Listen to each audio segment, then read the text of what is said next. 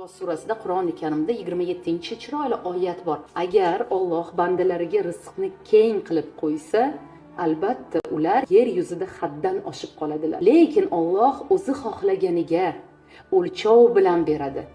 Albatta u bandalaridan o'ta xabardor va ularni o'ta yaxshi ko'ruvchidir. Bu chiroyligina oyatdan saboq, ruhan va aqlan tayyor bo'lsangiz, rizqni ham yaratgan beradi.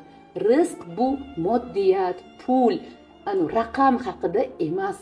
Ichkarida tayyor bo'lsangiz agar, ichkarida o'zingizni yo'qotib qo'ymasangiz, ichkarida boy bo'lganingizda o'zingizdan ketib qolib, odamlarni tanimay qolib, odamlarni yaxshi yomonga, boy kambag'alga ajratib, Allohni tanimay qolmasligingiz uchun ham sizni Alloh bundan hozir asrab turibdi.